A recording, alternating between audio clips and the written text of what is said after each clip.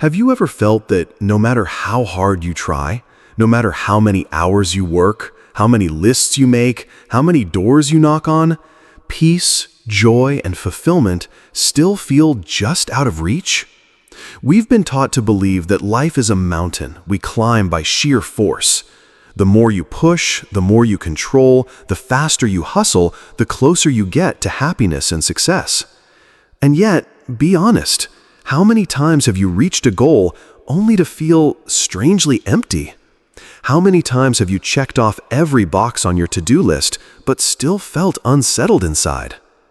Buddha once said, "You only lose what you cling to." At first glance, it's easy to think he's telling us to let go of everything we care about, but that's not it. He's pointing to a deeper truth, that the very act of clinging, of gripping so tightly to an outcome, a timeline, a story, creates suffering. Think about it. How much of your stress comes not from what's actually happening, but from your belief that it should be happening differently? How often do you lie awake at night replaying a conversation, wishing you had said something else, or worrying about what might happen tomorrow? You're not alone. We all do it. We believe if we can just control enough variables, get the right job, meet the right person, earn the right amount, say the right words, then we'll finally be at peace. But here's the paradox. The tighter we grip, the more life slips through our fingers. Have you ever held a handful of sand? If you keep your palm open, the sand rests there easily. But if you squeeze your fist tight, it spills out. Life is a lot like that. The more we try to control it, the more we lose the very thing we're trying to keep. What if I told you that everything you've been chasing, every dream, every answer, every ounce of peace, might already be making its way to you? And what if I told you that the only thing standing in its way might be you? This isn't about doing nothing. It's not about abandoning your goals. It's about learning the art of meeting life with an open palm instead of a clenched fist. The universe doesn't just respond to effort, it responds to energy. And your energy changes completely when you stop chasing and start trusting. Think of two people running the same race. One is tense, panicked, constantly checking the clock, fearing they'll fall behind.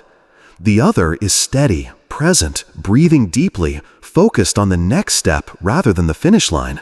Same distance, same path, but one runs from fear and one runs from trust. Which runner do you think will not only reach the finish line, but enjoy the journey? The truth is, life meets you where you are inside. If you're carrying desperation, fear, and doubt, you'll keep encountering walls. But when you carry trust, openness, and patience, you begin to notice doors you never saw before. Here's the thing. I know this sounds beautiful in theory, but what does it look like in real life? Let me give you a personal example. Years ago, I was chasing a big opportunity, one I thought would change everything. I networked, emailed, pitched, followed up. I was obsessed. And every time I felt like I was getting close, the door slammed shut. I remember one night sitting in my apartment, staring at my laptop, feeling like a failure. My chest was tight, my thoughts were spiraling. And then something strange happened. I just stopped. I closed my laptop, I turned off my phone, and I sat in silence. At first it was uncomfortable. My mind was loud, listing all the reasons I was falling behind. But as I breathed, the noise started to fade. And in that quiet, I realized something. I was so busy trying to force the door open that I hadn't noticed there was a second door, wide open, right behind me. I followed that second path, and it led me somewhere I could never have planned. It didn't look like the dream I had in my head, but it became the dream I didn't know I needed. That experience taught me that sometimes what you want is already here. You just have to be still enough to see it. So here's the invitation. For the next few minutes, let's slow down together. Let's set aside the hustle, the lists, the endless pushing, and explore a different way of being.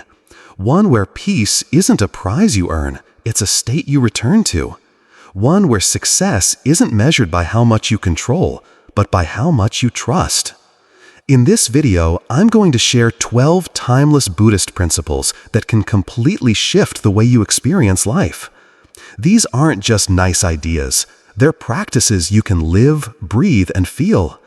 Principles that can help you navigate not only the big turning points, career changes, relationship endings, health challenges, but also the small, everyday storms that steal your peace.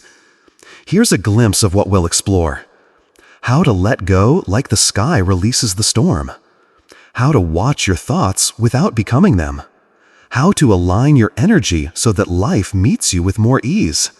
How to trust the river even when you can't see the ocean. And how to live as if you already trust the universe. As we go through each principle, I'll invite you not just to listen, but to notice. Notice what resonates in your body. Notice where you feel resistance. Notice the moments you want to argue with what I'm saying. Because sometimes the truth we most need is the one we resist the hardest. So before we begin, pause. Really pause. Feel your breath moving in and out. Notice the rise and fall of your chest. Let your shoulders drop. Let your jaw soften. If you're watching this while multitasking, maybe close those other tabs. Put the phone down for just a few minutes. Because here's the thing, if you don't create space for peace, you'll never find it. And peace isn't something that shows up only when life is perfect.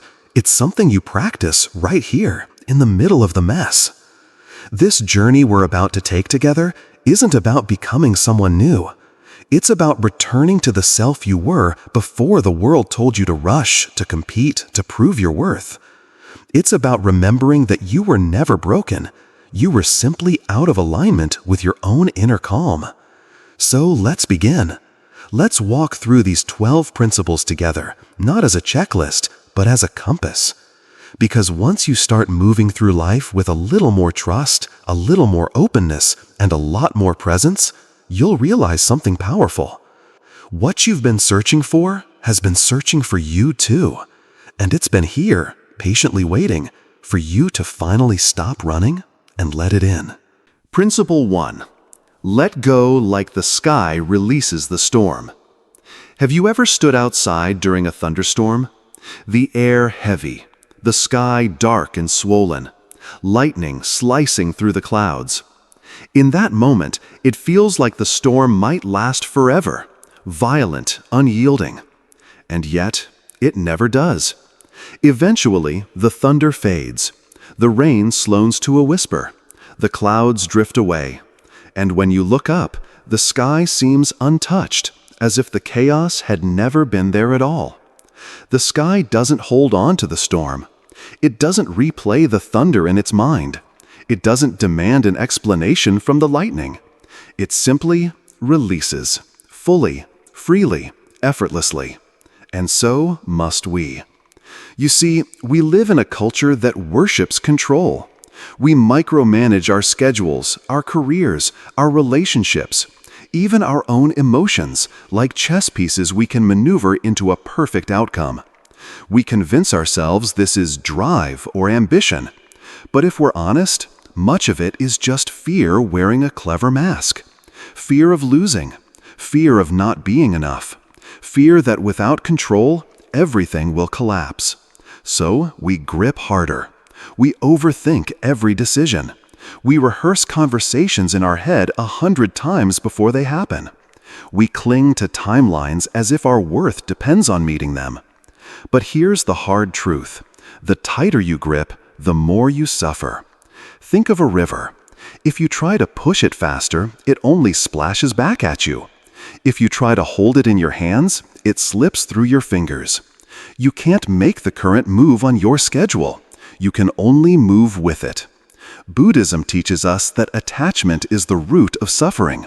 When we fight reality, we lose every time. Trying to control everything is like pushing boulders uphill, exhausting, endless, and ultimately futile. And all the while, real peace slips further from reach. But when you surrender, not out of weakness, but out of wisdom, everything changes. You stop pushing the river and start letting it carry you. You stop chasing the storm and start standing still beneath the clearing sky. Ask yourself honestly, what am I still trying to control that no longer serves me? Is it a job title that once felt important but now feels empty? A relationship that belongs more to the past than the present? A version of myself that I've already outgrown? Letting go doesn't mean you stop caring. It doesn't mean you abandon your responsibilities or ignore your goals. It means you release the death grip on how it all has to unfold.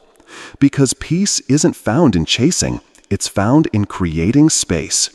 Here's a story. There was a man who stood before a locked door every single day, pounding on it with all his strength, begging it to open. Years passed. His hands grew raw, his voice hoarse, his hope thin. Finally, one day, exhausted, he collapsed into silence. And only then did he notice, behind him, another door had been open all along. That is the cost of control. It blinds you to the blessings already unfolding. Mindful surrender is not giving up responsibility. It's giving up resistance. You still plant the seed, but you stop screaming at the soil to hurry up and grow. You still show up, you still do your part, but then you trust. And trust is not passive. Trust is active. It's an intentional choice to believe that life is not your enemy, that the universe is not out to get you, that perhaps, just perhaps, things are already working for you, even if you can't see how. So breathe, loosen your grip, let the storm pass. Stop trying to catch the rain. The calm you seek isn't hiding somewhere far away. It's already within you, waiting beneath the layers of fear, control, and expectation. In my own life, I've learned this lesson the hard way. There was a time I tried to plan everything, to make my career, relationships, even my personal growth follow a perfect timeline.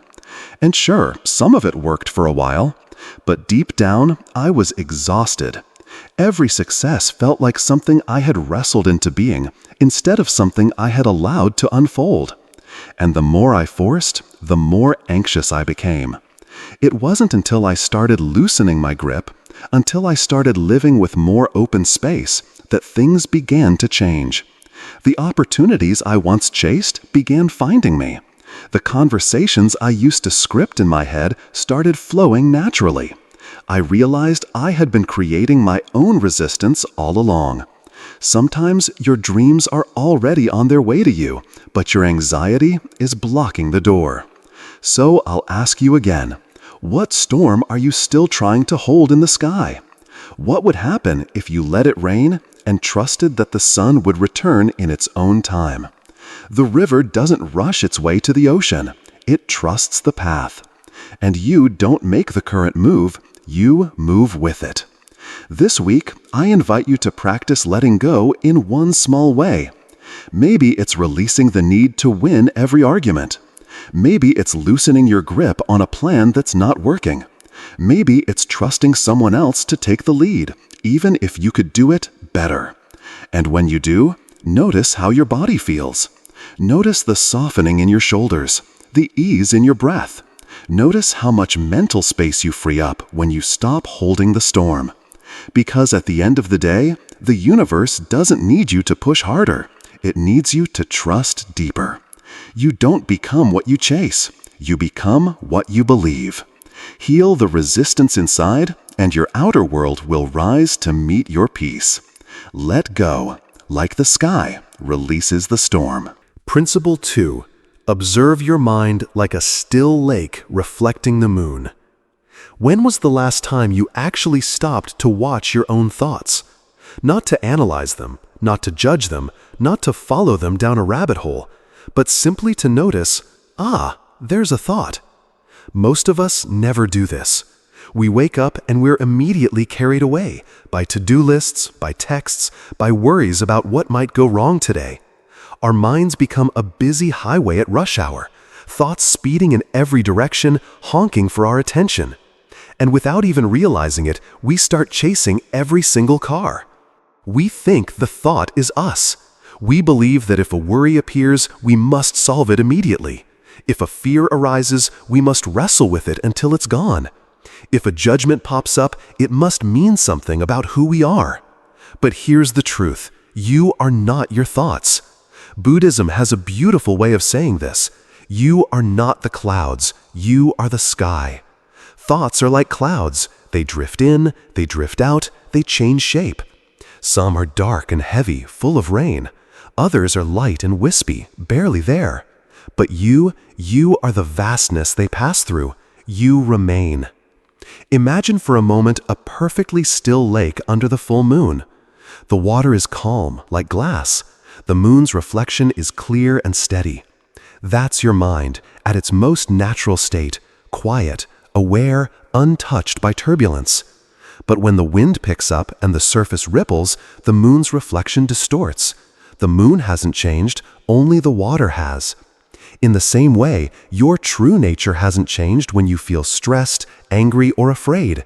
It's just that the surface of your mind is restless. The problem is, most of us live in constant wind. We stir the water ourselves, reacting to every email, comparing ourselves to strangers online, replaying old mistakes like a broken record.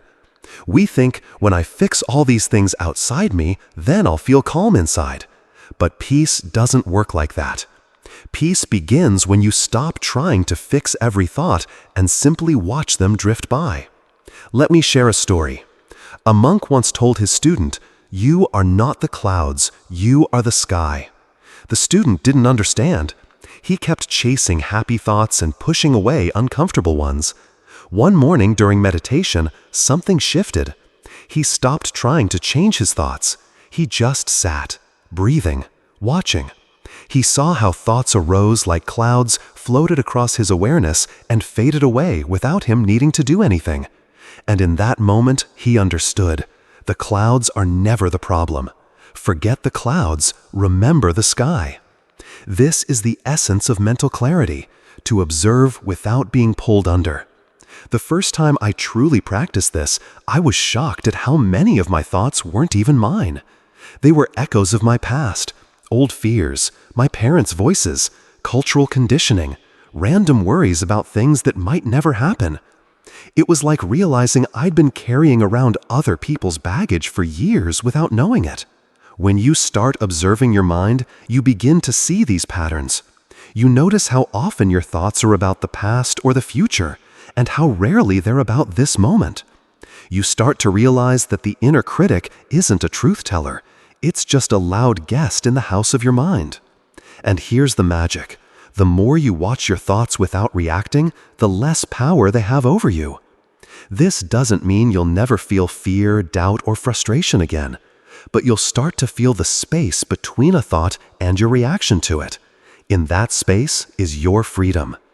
You might be wondering, okay, but how do I actually do this? Start small. Each day, take a few minutes to sit in silence. Close your eyes. Notice your breath. And then, as thoughts arise, don't follow them. Don't fight them. Just watch them float by, like leaves drifting down a stream. You'll notice a voice inside that says, "But I need to think about this." That's fine. Just notice that voice too. It's just another cloud. At first, your mind will want to turn this into a project. It will try to do watching thoughts perfectly. That's okay too. Just notice that as well. The point isn't to get rid of thoughts, it's to remember you're the one who sees them. There's a Zen teaching that says, when you are deluded and full of doubt, even 1,000 books of scripture cannot help you. When you see clearly, even a single word can open your mind. Seeing clearly begins here, in the quiet act of watching your own mind. In our noisy world, this skill is rare.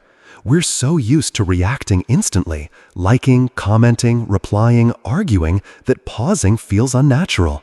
But if you want more peace, more clarity, more emotional freedom, you must practice the pause. Because when the lake is still, the moon is clear. When the mind is calm, truth becomes visible. So next time you feel swept away by thoughts, try this. Imagine you're sitting beside that still lake on a quiet night. You watch the moon's reflection, you feel the cool air on your skin.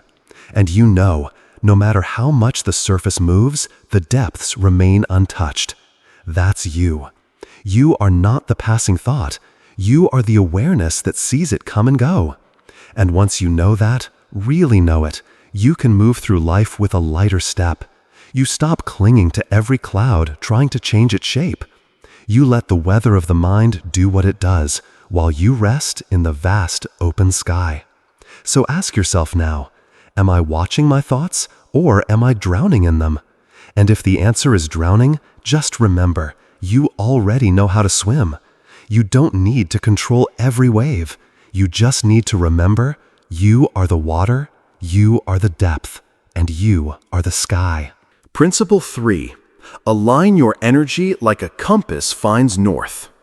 Have you ever wondered why some people seem to move through life with a strange kind of ease? Opportunities find them. The right people show up. They seem to be in the right place at the right time, almost as if the universe itself is opening doors for them. And then there are others who work just as hard, sometimes harder, but somehow keep running into closed doors, delays, and dead ends. Have you ever felt like you were in that second group? Here's a truth that can change the way you see your life. The universe doesn't respond to what you say you want, it responds to who you are being. It responds to your energy. Think about a compass. No matter where you take it, into the desert, the forest, or the middle of the ocean, it will always find north. It doesn't have to try. It doesn't have to force itself. It simply aligns. Your life works the same way. When your inner world is steady, clear, and aligned, life naturally starts pointing you toward your true path. But here's the challenge. Most of us aren't aligned. We say we want peace, but we radiate stress. We say we want abundance, but we vibrate with scarcity. We say we want love, but we walk through the world guarded and afraid. And the universe is simply matching the signal we're sending out. Imagine your energy like a frequency you broadcast every day. If you're broadcasting fear, you'll notice more reasons to be afraid. If you're broadcasting gratitude, you'll start seeing more things to be grateful for. It's not magic. It's resonance. There's a Buddhist teaching that says, what you think, you become. What you feel, you attract. What you imagine, you create. And when you really let that sink in, you start realizing that the most important work you can do isn't just on your goals, it's on your inner state. Let me tell you a story. There was once a man who planted seeds in his garden every year, but no matter how many he planted, nothing seemed to grow. Frustrated, he blamed the weather, the soil, the insects, everything outside himself. One day, a wise teacher visited him and asked, "Have you checked the ground of your mind?" The man was confused. "What does my mind have to do with my garden?" The teacher smiled. "You plant with your actions, but you harvest from your vibration. What you water grows." That day, the man began a new practice. Before planting anything in the soil, he started tending to the soil of his own heart. He sat in silence each morning. He practiced gratitude. He noticed when fear or resentment began to grow in him and gently pulled those weeds before they could take root. Over time, not only did his garden begin to flourish, his entire life began to bloom. That's what alignment does. It's not about forcing life to give you what you want. It's about becoming the kind of person to whom those things naturally flow. Now, you might be wondering, okay, but how do I know if I'm out of alignment? Here's a simple test. When you think about your goals, do you feel calm and inspired, or tense and desperate? When you imagine the future you want, do you feel light or heavy? If there's tightness, urgency, or fear in your energy, it's a sign you're trying to force the compass instead of letting it point you naturally. So how do we return to alignment? We start small. We choose gratitude over complaint. We choose deep breaths over instant reactions. We choose presence over projection. Sometimes alignment looks like pausing before you speak, so your words come from clarity, not from ego. Sometimes it's choosing to rest instead of pushing yourself past exhaustion, because you know that a rested mind makes better decisions. And sometimes it's simply choosing to believe that life is on your side, even when the evidence isn't there yet. When you make these small shifts, something begins to happen. You stop chasing and you start attracting. The right conversations seem to accidentally happen. The email you've been hoping for arrives out of the blue. The opportunities you were running toward suddenly start running toward you. It's not because the universe suddenly started favoring you. It's because you tuned your frequency to match the life you've been asking for all along. So I'll ask you right now, what energy are you broadcasting into the world today? Is it the energy of trust or the energy of doubt? Is it the energy of abundance or the energy of lack? Because whether you realize it or not, that's the invitation you're sending out to the universe. And here's the good news. Alignment isn't about being perfect. It's not about never feeling fear, anger, or sadness again. It's about noticing when you've wandered off course and gently returning, again and again, just like a compass finding north. So here's your practice for the week. Take 5 minutes each morning to sit quietly with your hand over your heart. Ask yourself, I'm vibrating with the energy of what I wish to receive. If the answer is no, don't judge yourself. Just shift. Maybe that means listing 3 things you're grateful for. Maybe it's taking a deep breath and letting go of yesterday's worries. Maybe it's choosing to smile at a stranger or send a kind message to a friend. These may seem small, but they are the subtle movements of your inner compass.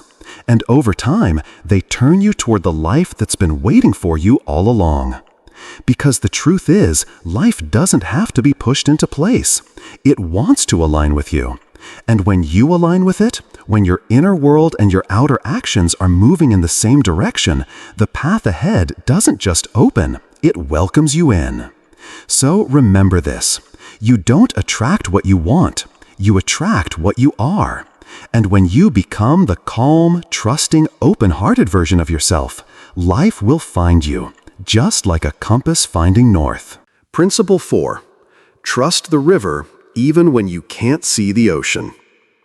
Have you ever stood at a crossroads in your life and thought, I have no idea where this is going? That feeling of uncertainty, of standing in the fog, of not knowing what's next can be terrifying. Our minds don't like it. We want a map, a guarantee, a step-by-step plan before we even take the first step. But here's the truth. Life rarely works that way. Think of a river. It doesn't need to see the ocean to know it's flowing there. It doesn't panic when it curves through valleys or disappears into dense forests. It simply moves forward, unhurried, unwavering, certain of its destination. You too are a river. But in modern life, we've been taught to glorify control. We plan, predict, calculate, and overanalyze. We're told that certainty is strength, that if we don't have every answer before we act, we're being reckless. And so we hold back. We wait until we're ready. We wait until the fear goes away. But what if ready never comes? In my own life, some of the most beautiful paths I've walked began in complete uncertainty. There were times I said yes to something without knowing how it would turn out, and those moments often led to the most unexpected blessings. And the moments I clung too tightly to the need for certainty, they often kept me stuck, circling the same familiar ground.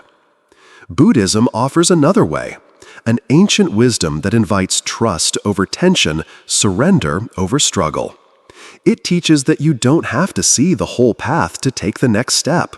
You don't have to know how the story ends to keep moving forward. But I know what you might be thinking. That's easy to say, but how do I trust when I have no proof things will work out? Here's where faith comes in. Not blind faith, but an active choice to believe that life has an intelligence of its own, that beneath the surface, things are aligning in ways you can't yet see. Let me share a story you may have heard. When you plant a bamboo seed, nothing seems to happen for years. You water it, tend the soil, protect it from weeds, and still there's no sign of life above the ground. 1 year passes, 2 years, 3, 4, 5. People might laugh at you for watering bare dirt. They might say you're wasting your time.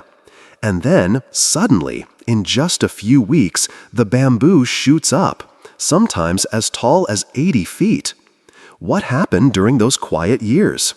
It was growing roots. It was building the strength to rise quickly and stand tall. Life often works the same way. When nothing seems to be happening, everything is happening. It's just happening in a way your eyes can't yet see. The problem is, our minds are addicted to proof. We want visible progress every single day. And when we don't see it, we start to doubt ourselves, to doubt the path, to doubt life itself. We start pulling up the seed to see if it's growing. And in doing so, we destroy the very process that would have blessed us. Trust is the antidote. Not passive waiting, but powerful surrender. You still show up. You still water the seed. You still do your part. But you let go of the constant need for evidence. Think about how much energy you spend trying to control outcomes, trying to make people see you a certain way, trying to force your career to grow at a certain speed, trying to predict every possible obstacle before it happens. That effort is exhausting. It leaves you burnt out and anxious. But when you trust the process, you save that energy for what actually matters, showing up fully for the step that's right in front of you. Ask yourself, what would I do differently if I fully trusted that life was guiding me? Would you move with more courage? Would you rest without guilt? Would you finally let go of something that no longer serves you? Trust doesn't mean you stop caring. It means you stop gripping so tightly that your knuckles turn white. It means you make room for the river to flow. When the path ahead looks foggy, remind yourself, the river doesn't need a map to reach the ocean. It doesn't rush, it doesn't demand guarantees. It simply flows, and it always gets there. The same is true for you. What's meant for you will not pass you by, unless you keep standing still out of fear. So this week, I want you to practice something simple. Take one small step towards something that matters to you, even if you don't know how it will all work out. Send the email, make the call, sign up for the class, have the conversation. Don't wait for every light turn green before you leave your driveway. Because here's the quiet truth. Life rarely hands you the whole map. It gives you the first step, and then the next, and then the next. And one day, you look up and realize you're exactly where you were meant to be. So breathe. Trust your timing. Trust your preparation. Even in seasons of stillness, your roots are growing. And when the time is right, you will rise, just like the bamboo. You don't need to see the ocean to keep flowing like the river. You just need to trust that you're already on your way. Principle 5. Be empty like the bamboo to be filled by the wind. Have you ever tried to pour tea into a cup that's already full? No matter how precious the tea, no matter how carefully you pour, it will spill over and be wasted. There's an old Zen story about this. A professor once visited a Zen master to learn about enlightenment. The master served him tea. He poured and poured until the cup overflowed, tea spilling onto the table. The professor cried out, "Stop! Can't you see the cup is already full?" The master smiled and said, "Exactly. You are like this cup, full of your own opinions, assumptions, and conclusions. How can I show you anything new unless you first empty your cup?" It's such a simple image, yet it holds a truth we so often forget. In our lives, we think strength comes from gathering more knowledge, more possessions, more achievements, more plans, more control. We think if we can just fill our lives to the brim, we'll be safe. But real strength often comes not from adding, but from letting go. Look at the bamboo. It's one of the strongest plants in the world, not because it resists the wind, but because it bends with it. Its strength comes from being hollow, empty, open. That emptiness makes it flexible. That openness makes it unbreakable. What would your life feel like if you carried less? If you let go of the extra weight you've been hauling? Old grudges, outdated goals, the need to prove yourself over and over again. Here's the paradox. The more tightly we hold on to things, beliefs, identities, possessions, the more brittle we become. We can't change course easily. We can't welcome new ideas. We can't flow with life's unexpected turns. And yet, we keep holding on. Why? Because letting go feels scary. We fear that if we loosen our grip, we'll lose something important. We fear that if we empty our hands, they'll stay empty forever. But the truth is, empty hands are free to receive. Sometimes I think about the way we hold on to our own identities. We say, I am this kind of person, or this is just who I am. It gives us a sense of stability, but it can also become a cage. Because if we're so busy defending who we've been, we have no room to grow into who we could be. In my own life, the moments of deepest transformation always came when I made space, when I stopped clinging to my old self and allowed something new to take shape. It wasn't easy, it never is. But each time I emptied my cup, something greater came to fill it. And here's the thing, this isn't just about big, dramatic life changes. It's also about the small, everyday choices that create room for grace to move in. Maybe it's clearing your schedule of commitments you no longer enjoy. Maybe it's releasing the expectation that every day has to be productive in the way society defines it. Maybe it's letting go of a story you've been telling yourself about why you can't move forward. And sometimes it's as simple as sitting quietly for a few minutes each day, without your phone, without distractions, so your mind has a chance to breathe. When you let go of the need to control, to know, to predict, you make space for the unexpected beauty of life to enter. When you empty your heart of resentment, there's suddenly more room for love. When you empty your mind of rigid certainty, you open yourself to wisdom. But I want to be clear, emptiness doesn't mean emptiness of spirit. It's not about becoming hollow in a lifeless way. It's about clearing the clutter so your true essence can move freely.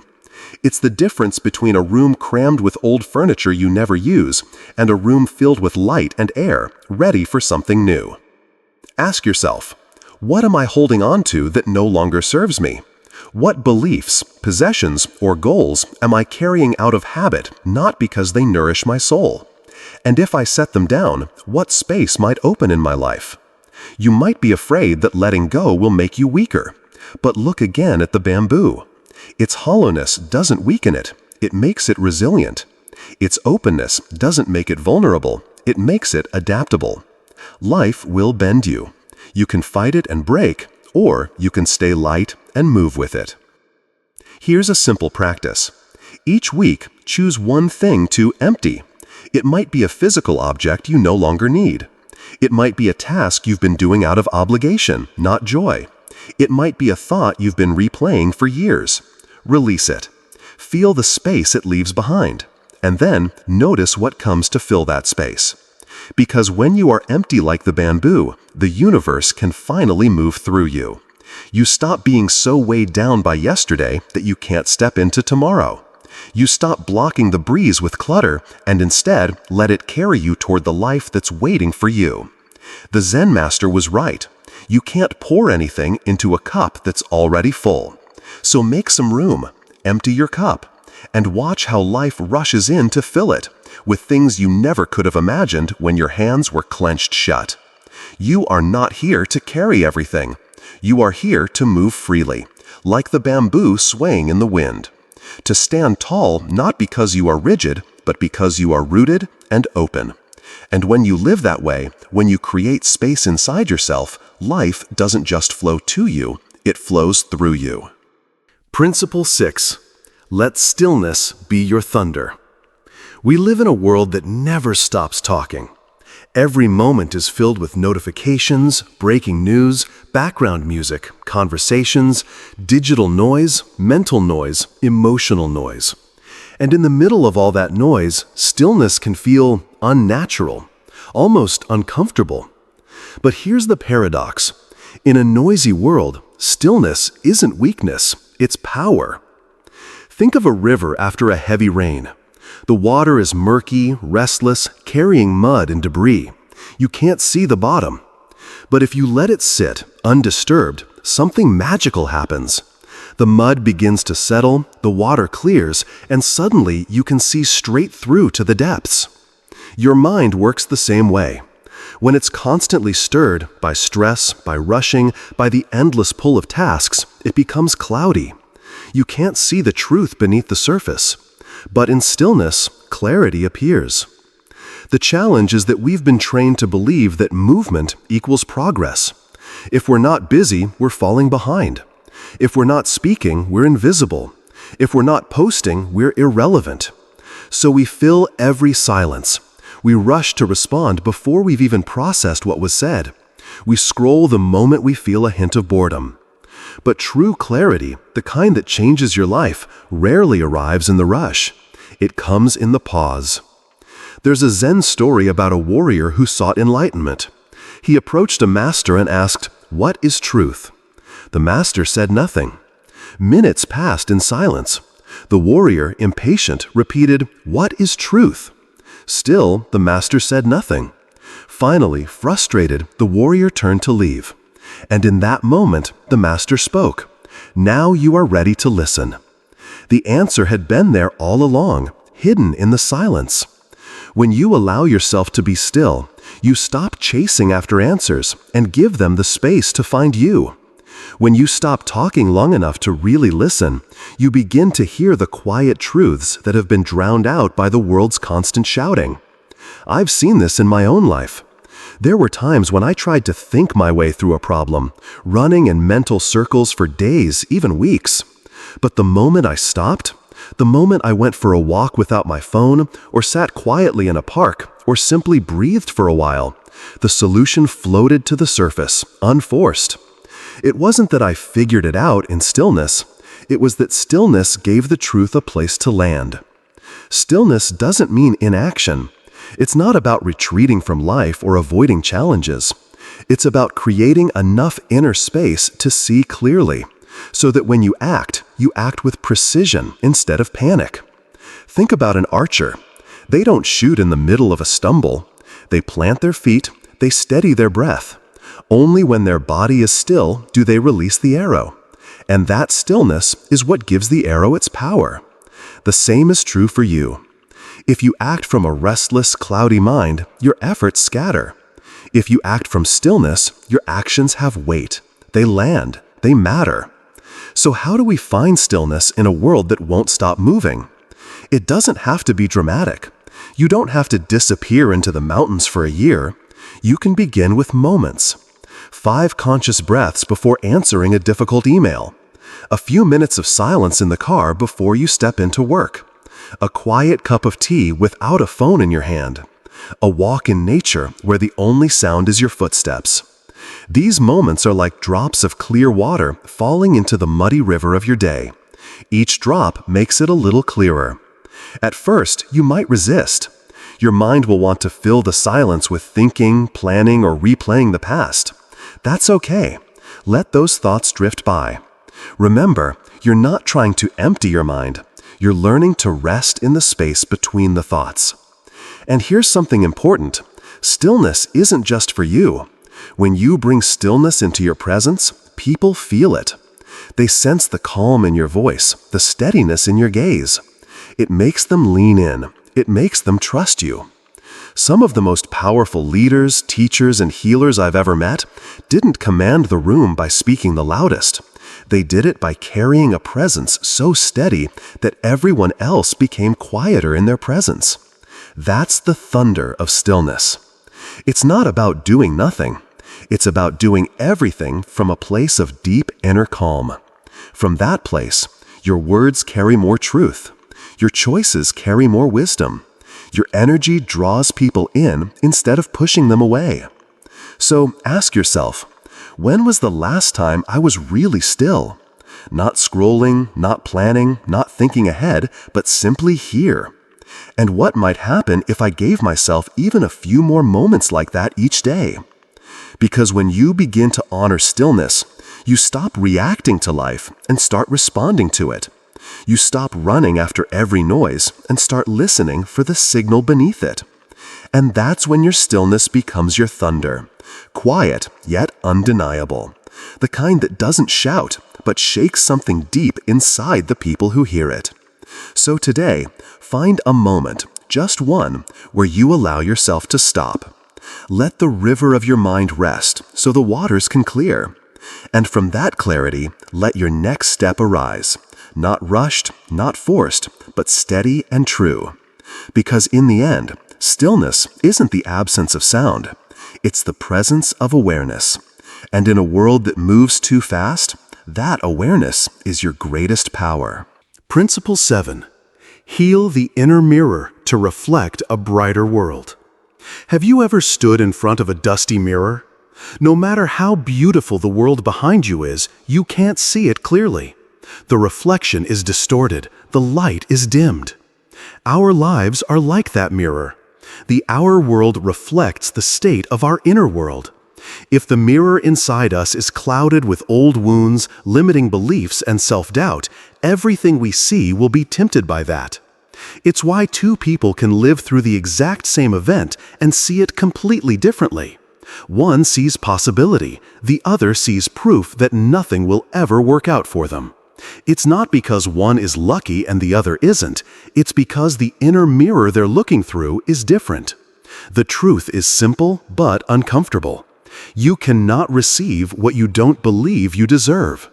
You might say you want love, abundance, peace, or success, but if deep down you believe you're not worthy of them, you'll unconsciously push them away. And you'll keep doing it over and over without even realizing why. There's a woman I once knew who perfectly embodied this. She had been trying for years to fix her life, changing jobs, moving to new cities, ending relationships, starting new ones, everything. Every time something didn't feel right, she'd rearrange her outer world, hoping the next change would finally bring her happiness. But it never did. Finally, exhausted, she sat in meditation one morning and asked herself, "Why isn't anything working?" And in the quiet, she heard a voice inside whisper, "Because you still think you're broken." That truth stopped her in her tracks. She realized that no matter what she changed on the outside, her inner story was still the same. I'm not enough. I don't deserve the life I dream of. And that story colored everything. It turned compliments into suspicion, opportunities into fears, love into doubt.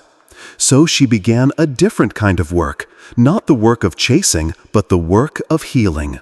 She started small. Each morning, before the world had a chance to tell her who she was, she told herself, "I am enough. I am whole. I trust life's flow." At first, it felt awkward, like wearing clothes that didn't quite fit. But slowly, something began to shift. Her choices became bolder. Her relationships grew healthier. Opportunities she would have dismissed before suddenly felt within reach. Because now, the reflection in her inner mirror was changing. This is the truth Buddhism has been pointing to for centuries. The world is not separate from you. It responds to the vibration of your inner being. We try so hard to control the outside, our jobs, our partners, our finances, without realizing that the outside is often just a mirror of what's inside. That's why lasting change starts within. Think of it this way. If your inner mirror is fogged with fear, the most beautiful view in the world will still look unclear. If your mirror is polished with self-worth, even an ordinary view will shine. So, how do you heal the inner mirror? First, you become aware of the stories you tell yourself, especially the quiet ones. Catch the inner critic when it whispers, "You're not ready, you're not good enough, someone else deserves this more than you." Don't fight the voice, just notice it. Then choose a kinder truth. Second, you practice self-compassion. Not the fluffy Instagram version, but the real kind, the kind that lets you rest without guilt, that forgives your past mistakes, that treats yourself like a dear friend. Third, you surround yourself with reflections that match the life you want. That might mean spending time with people who uplift you, reading words that nourish your mind, or creating spaces that remind you of your worth. And finally, you start acting as if you already believe you're worthy. You take the opportunity even if your hands shake. You accept the compliment without deflecting it. You stop apologizing for existing. This is not about arrogance, it's about alignment. Aligning the truth of who you are inside with the life you're building outside. And here's the beautiful part. You don't have to wait until you're fully healed to start. You just have to begin. Every act of self-kindness, every moment of choosing trust over fear, every time you say, "I deserve this," instead of "this can't be for me," you polish the mirror a little more. And as that mirror clears, you begin to see something incredible. The love, the opportunities, the peace you've been searching for, they were never missing. They were here all along, just waiting for you to recognize them. So today, take a moment. Look at the mirror you've been living with. Is it covered in dust from old wounds? Is it reflecting someone smaller than you truly are? And what would happen if you began to clean it, gently, patiently, with compassion? Because when the inner mirror is healed, the outer world changes. Not someday, not when everything else works out, but now. The people around you respond differently. New possibilities show up. Life feels softer, brighter, more open. And you realize you were never broken. You just needed to see yourself clearly again. Principle 8. Think lightly like a feather rests on water. Have you ever noticed how heavy your own mind can feel? Not because of what's actually happening right now, but because of what might happen? The conversations you're rehearsing, the problems you're predicting, the what-ifs that swirl endlessly, weighing you down even before life has given you a reason. The heaviest burdens we carry are often the ones we've imagined. It's strange, isn't it? We think we're preparing ourselves by playing out every worst-case scenario, but more often, we're just exhausting ourselves for battles that will never come. Buddhism teaches that a light mind is a free mind, and there's a powerful image for this, a feather resting on the surface of still water. It doesn't sink, it doesn't fight the water, it just floats, light, effortless, unworried about what comes next. Now, contrast that with the way most of us think. We grab on to each thought like it's a lifeline. We replay it, analyze it, build entire stories around it. And before we know it, what was once a passing thought has become a storm. There's an old story about a man who spent every night worrying about a bridge he would have to cross in the future. What if it's broken, he asked himself. What if I can't make it across? What if I fall? He worried so much that he barely slept, rehearsing every possible disaster. Finally, the day came. He walked to the bridge and found it perfectly strong and steady. All those restless nights had prepared him for a problem that never existed. I think about that man every time my own mind tries to convince me to live inside imaginary fears. And I ask myself, how much of my suffering today is based on something that hasn't even happened? And what would my life feel like if I could set that weight down? Here's the thing, your mind will always produce thoughts. You can't stop them from arising, just like you can't stop clouds from moving across the sky. But you can decide how lightly you hold them. When a fearful thought appears, what if I fail? What if they don't like me? What if it all falls apart? You don't have to sink into it. You can let it float. Think of the feather again. It doesn't resist the water, but it doesn't sink into it either. It stays afloat by resting lightly. In daily life, this means making decisions from calm, not from chaos. Before you react, pause. Before you speak, breathe. Ask yourself, am I thinking from fear or from clarity? Because when you think lightly, your mind becomes magnetic.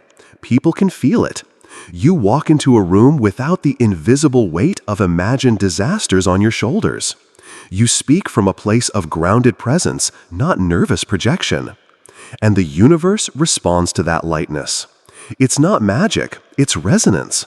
A calm mind invites calmer situations. A light heart draws lighter paths. But this takes practice.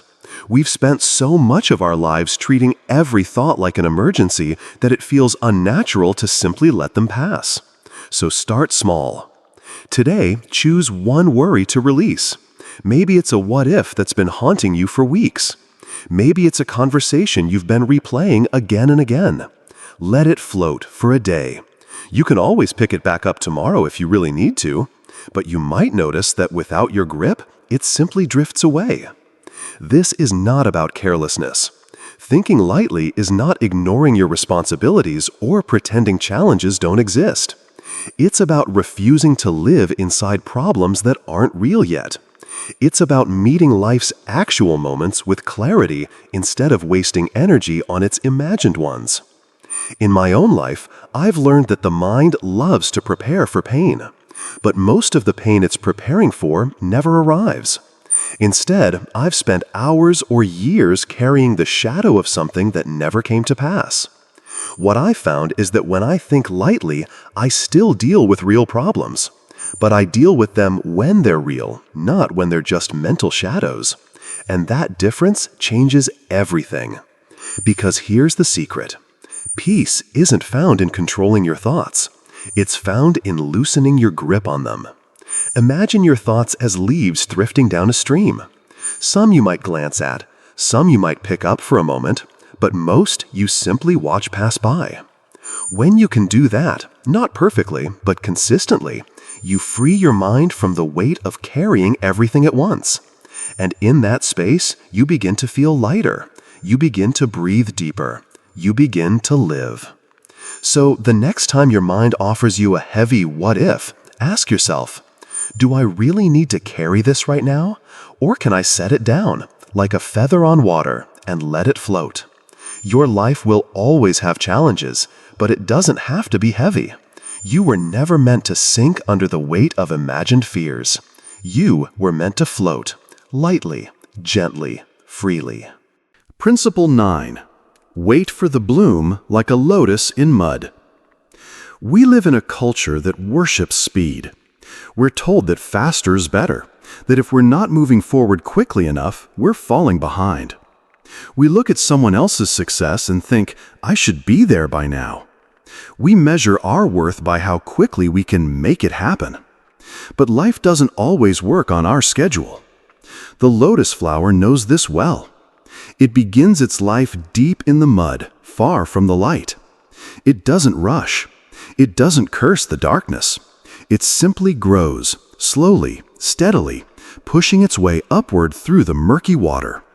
For a long time, there's no sign of progress above the surface. If you were watching, you might think nothing was happening at all. But under the surface, the lotus is preparing, strengthening its stem, anchoring its roots, getting ready for the moment when it will rise and open in full bloom. When the time is right, it breaks through the water and reveals a flower so pure it seems untouched by the mud it came from. Your life is no different. Sometimes you're in the mud, not because you failed, but because you're growing roots. Sometimes the delays, the detours, the stillness aren't punishment. They're preparation. But I know, waiting is hard. We want proof that our effort matters. We want results we can see and show. And when they don't come as quickly as we hoped, doubt creeps in. We start asking ourselves, am I on the right path? Am I wasting my time? I've been there. There were seasons in my life when I felt stuck in place, working hard but seeing no visible change. And every time I looked around, someone else seemed to be blooming while I was still struggling in the mud. It was tempting to push harder, to force the timing, to dig up the seed just to see if it was growing. But when you keep digging up the seed, you interrupt the very process that would have brought it to life. Nature teaches us patience. The seed doesn't bloom the moment it's planted.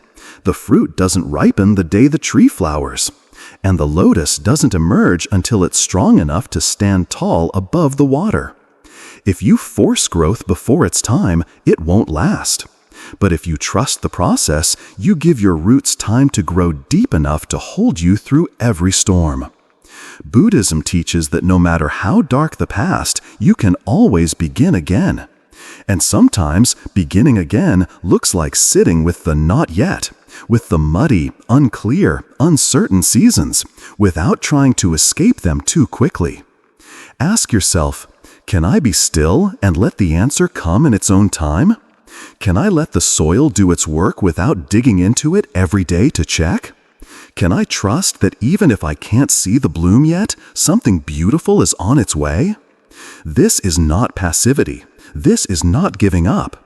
It's an active form of trust, continuing to show up, water the seed, tend to the soil, even when there's no visible proof. And here's something I've learned. The seasons when you feel like nothing is happening are often the seasons when the most important growth is taking place inside you. It's in the mud that you learn resilience. It's in the waiting that you develop patience. It's in the darkness that you strengthen your roots. So when your progress feels slow, remember the lotus. It doesn't compare itself to the flower beside it. It doesn't rush to open before it's ready. It simply trusts the rhythm of life and blooms in its own time. I want you to imagine something. Imagine looking back a year from now at the place you're in today. Will you see it as wasted time? Or will you see it as the season you were quietly building the strength you needed for what was coming? Because when the lotus finally blooms, it blooms fully. It doesn't half open out of fear. It doesn't hesitate because of the mud it came from. It stands tall, open, and unashamed. Your time will come, and when it does, you'll be glad you didn't rush it, because your bloom will be the result of every patient moment, every unseen effort, every quiet day in the mud. So today, breathe. Release the pressure to be somewhere else by now. Stay rooted, stay present. Trust that even in the mud, you are moving toward the light. The lotus reminds us, growth doesn't need perfect conditions, it needs patience, and your bloom is worth waiting for. Principle 10. Let action flow from inner peace, not panic. We live in a world that rewards quick reactions. Make a decision now, reply instantly, fix it before someone notices. And while there's a time for urgency, most of us end up living our entire lives in that state, acting from panic rather than from peace. But here's the problem. When you act from panic, your mind is cloudy, your body is tense, and your vision is narrow. You react to the immediate noise, not the deeper truth. And in that space, mistakes happen, not because you're incapable, but because panic pulls you out of alignment. Think of a candle burning in a quiet, still room. Its flame is steady, unwavering, lasting for hours. Now imagine that same candle in a room full of wind, flickering, struggling to stay lit, burning itself out far too quickly. You are the candle. Your inner peace is the still room. And your panic? That's the wind. When you act from a place of peace, you don't waste energy fighting every gust. Your movements are deliberate. Your decisions are clear. Your actions last longer because they're fueled by steady purpose, not frantic energy. I've learned this lesson the hard way. There were times in my life when something went wrong and I immediately jumped into action, sending rapid-fire emails, making rushed phone calls, saying yes to solutions I hadn't even thought through. And more often than not, those rushed actions created more problems than they solved. Why? Because panic narrows your perspective. It locks you into fight-or-flight mode, which is great if you're being chased by a tiger, but terrible if you're trying to navigate complex decisions in life. Buddhism teaches that clarity comes from presence. You can't see clearly when the water of your mind is turbulent. You have to let it settle. This doesn't mean you ignore problems or sit around waiting for life to solve itself. It means you take a breath before you move. You let your center return before you choose your next step. Ask yourself, am I acting to truly solve the problem, or am I acting to escape the discomfort of not having it solved yet? That distinction changes everything. When you act from panic, you're essentially trying to run away from the moment. When you act from peace, you're moving with the moment, and the quality of your action changes completely. Here's something you can try the next time you feel that familiar rush of urgency. Pause, place a hand on your chest, breathe deeply into your belly. Let your exhale be longer than your inhale. And as you do, ask yourself, what would this look like if I approached it from calm instead of chaos? You might be surprised by the answers that appear. In fact, some of the most effective leaders, creators, and healers in history have shared one thing in common. They move slowly when it matters most. Not because they're lazy or indecisive, but because they know that rushing from fear clouds the wisdom that's already inside them. Think about an archer again. They don't just release the arrow in the middle of a stumble. They ground themselves. They steady their breath. Only then do they let go. And that's why their aim is true. Your life is no different. The goal isn't to avoid action, it's to align your action with clarity. When you move from peace, you waste less energy, you see the path more clearly, and you make choices you won't have to clean up later. And yes, sometimes this means taking a little longer. Sometimes it means sitting with discomfort for a few minutes, or even a few days, before making your move.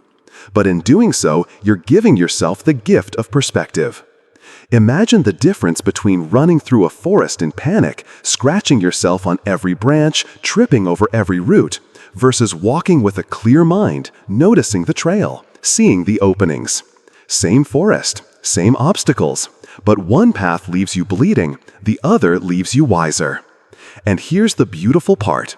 Acting from peace is a skill you can strengthen. Every time you catch yourself about to rush into action and instead pause, you're rewiring your brain to choose clarity over chaos. Over time, it becomes natural. The candle inside you burns longer. The wind outside loses its power over your flame. And you start to move through life with the kind of presence that others can feel. So, the next time urgency grips you, remember, you are the candle. Protect your flame. Let the room of your mind grow still. And then, only then, let your action flow. Because the most powerful moves you will ever make won't come from panic. They'll come from the deep, steady place inside you where peace lives and where your true strength waits. Principle 11. Let life happen like clouds drift across the sky. Look up at the sky on a breezy afternoon. Clouds drift slowly, changing shape as they go. Some are light and wispy, passing almost without notice. Others are dark and heavy, casting shadows across the earth. But no matter their form, no matter how long they linger, they all pass. Your life is the same. Every joy, every sorrow, every challenge, every blessing, it all has the nature to arise and to pass away. Buddhism calls this impermanence. It's one of life's most important truths and one of the hardest to live by. We understand it in theory. We nod when we hear nothing lasts forever. But when we're in pain, we act as if the pain will be endless. And when we're happy, we cling to the moment, afraid it will slip away. The problem is, clinging and resisting both create suffering. When we try to hold on to what is passing, we suffer. When we try to push away what is present, we suffer. But when we learn to let life flow, like clouds drifting across the sky, we find peace in the very heart of change. There's a phrase I return to often. This too shall pass. 4 simple words. They're a balm for hard days and a gentle reminder on good ones. Think about it. When life feels heavy, when grief is fresh, when worry is loud, remembering this too shall pass softens the weight. And when life feels sweet, when love is overflowing, when joy fills the air, remembering this too shall pass helps us savor it, knowing it's a gift, not a guarantee. I remember a time when my life felt like one endless storm. Every morning I woke up with a knot in my chest, certain the heaviness would never lift. But it did. Slowly, almost without me noticing, the clouds began to thin. Looking back now, I see that the storm was moving the whole time. I just couldn't see it because I was standing in the middle of it. And here's the thing, the same is true for you. Whatever you're carrying right now, whether it's heartbreak, uncertainty, or even overwhelming joy, it is moving. It is changing shape. It is on its way to becoming something else. The question is, will you fight that change, or will you flow with it? Resisting life's natural movement is like standing in a river and trying to push the water backward. It's exhausting, it gets you nowhere, and it leaves you too tired to enjoy the very moment you're in. But acceptance, true acceptance, isn't passive. It's not throwing your hands up and saying, whatever happens, happens. It's the strength to be fully present with what is here now, without needing to grip it or shove it away. It's the courage to feel what you feel, knowing it will change. One of my favorite mindfulness practices is simply to watch the sky. Sit quietly and notice how the clouds move. They don't rush, they don't resist, they don't fight the wind that guides them. They just are. When you watch your thoughts and emotions the same way, something shifts. A surge of anger rises. You see it, name it, and watch it drift. A wave of joy comes, you feel it fully, and let it move on without grasping. This is living in harmony with impermanence. And here's a gentle reminder. The beauty of the sky isn't in holding on to one perfect cloud. It's in the endless dance of change. So, the next time life feels heavy, whisper to yourself, "This too shall pass." Not to dismiss your feelings, but to remember that you are bigger than them. And the next time life feels bright, hold it gently in your hands and whisper the same words, not to diminish your joy, but to savor it while it's here. Because peace isn't found in making moments last forever. It's found in flowing with them, the way the clouds flow across the open sky. And you are the sky. Everything else, your thoughts, your feelings, your circumstances, are just the passing weather. Principle 12. Live as if you already trust the universe. Imagine this. You've planted seeds in your garden. You've chosen the soil carefully, watered them gently, and made sure they're in the perfect sunlight. Now, would you go out every day and dig them up just to check if they're growing?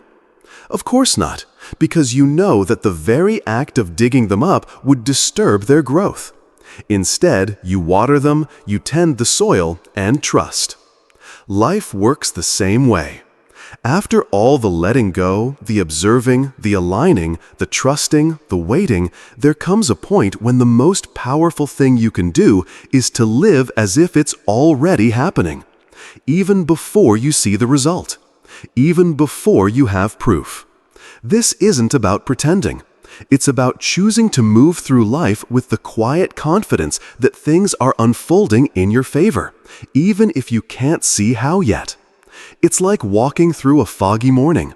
You might not see the horizon, but you keep moving forward because you know the path is still there. You don't need to see the sun to trust that it will rise. And here's the truth. When you live with that kind of trust, your entire energy shifts. Most people live from a place of lack. They wake up thinking about what's missing, what they don't have yet, what hasn't happened, what could go wrong. That energy seeps into their words, their choices, their body language, and the world mirrors it back to them. But when you live from a place of already having, you stop chasing. You stop broadcasting desperation. You start moving, speaking, and choosing from a place of wholeness. Think about it. If you already believed your dream was on its way, how would you carry yourself today? Would you still rush into decisions out of fear? Would you still cling to people or opportunities that don't align? Or would you relax your shoulders, take a deeper breath, and move with intention? Buddhism teaches that our inner state shapes our outer world. When your inner world radiates trust, your outer world begins to arrange itself to match it. I've seen this in my own life. There were seasons when I lived in constant worry, checking my email every few minutes, doubting every decision, analyzing every outcome. And during those times, even when good things happened, I was too anxious to enjoy them. But when I began practicing this principle, living as if the universe was already at work on my behalf, everything softened. I stopped micromanaging the timing. I stopped questioning every twist and turn. And suddenly, opportunities started showing up more naturally. The right people crossed my path without me forcing it. Decisions felt clearer. It wasn't that the universe suddenly changed. It was that I had changed the way I was meeting it. Living as if you already trust the universe doesn't mean ignoring reality. It doesn't mean you stop working toward your goals.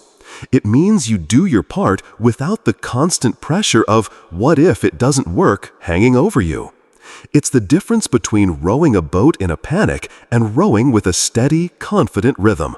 One burns you out, the other gets you there. Here's something to try. For 1 week, start your mornings by asking, if I knew without a doubt that life was working for me, how would I live today? Then see what changes. Notice the little shifts in your mood, in your conversations, in the way you approach challenges. You might find yourself taking more inspired risks. You might notice you're kinder to yourself.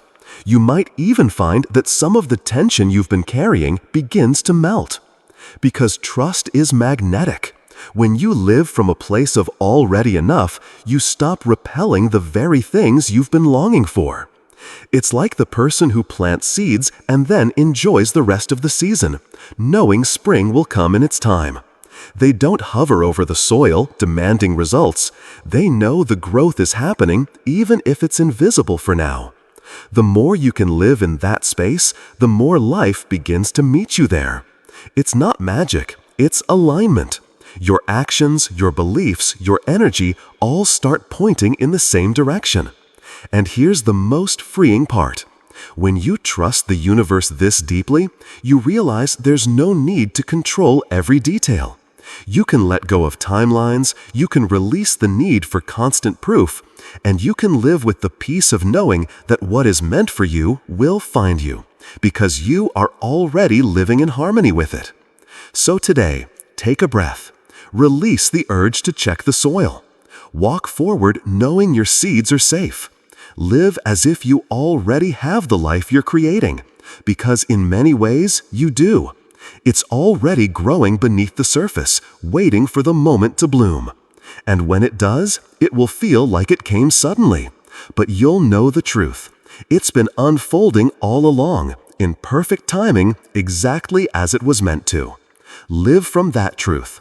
Because when you do, you're not just trusting the universe, you're allowing it to trust you back. Conclusion: trusting the universe. So here we are. After all the letting go, after all the quiet observing, the trusting, the waiting, the aligning, we arrive at the simplest yet most profound truth of them all. Live as if you already trust the universe. Not because you've seen every answer, not because you've mapped every step, but because deep in your bones, you know that life moves in rhythms far wiser than our constant planning. The power was never in your ability to control every detail. It's in your ability to be present in the moment that's here, to wait with patience, to act from peace, to see clearly without being consumed by the need to fix everything at once. You don't have to repair the whole world in a day. You don't have to get it all right before you're allowed to breathe. You don't have to wrestle every problem into submission before you can feel safe. You just need to see clearly, to rest in the quiet center of your being, to act with wisdom where you can, and to let go of the rest. Because here's the paradox: the less you force, the more life flows. The more you release your grip, the more your hands are open to receive. And the more you trust, the more the universe can finally move toward you. I've felt this in my own life. There were years I tried to bend the river, to make it flow faster, straighter, cleaner, and all I did was exhaust myself. It was only when I stopped fighting the current, when I learned to let it carry me, that I realized it had been guiding me all along. That's what presence feels like. That's what real strength is. Not the frantic flapping of wings, but the eagle gliding on the wind. Not the constant paddling against the tide, but the quiet trust in where the current is going. And here's the most beautiful thing. When your mind grows still, the voice of the universe becomes clear. Not a booming command, not a flashing neon sign, but a soft knowing rising from the quiet places inside you. A nudge to go here, a whisper to wait there, a gentle push to let something go. This is guidance you can trust, because it comes from the same place that moves the stars and opens the flowers. So maybe you don't need to shout into the chaos anymore. Maybe you don't need to run from one fix to another. Maybe you just need to get quiet enough to hear what life has been trying to tell you all along. From that quiet place, everything changes. Your choices come from wisdom instead of fear. Your relationships feel lighter. Your work feels more aligned. Even the way you breathe feels different, deeper, steadier, more alive. And the world will notice. People will feel it in you.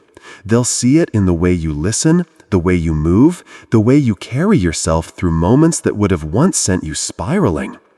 Because that's the real miracle. Not that you've figured it all out, but that you've stopped needing to. So, if you remember nothing else from everything we've explored together, remember this. Peace is not a prize you win at the end of the struggle. It's the ground you choose to stand on now. And when you stand there long enough, life begins to arrange itself in ways you couldn't have planned, but are exactly what you needed. A gentle invitation for you. If something in these words has stirred something in your heart, if you felt even a small shift toward quiet trust, then I want you to carry that feeling into the rest of your day. Try it for just 24 hours. Live as if you already trust the universe. Breathe as if everything is working in your favor. Move as if life is unfolding for you, not against you. And see what happens. If this journey has spoken to you, I'd be honored if you'd join me here again. Like this video if it resonated. Share it with someone who might need this reminder today. And subscribe so we can walk this path together. One step, one breath, one quiet moment at a time. Because the truth is, you don't have to do this alone. And the universe, it's been walking with you from the very beginning.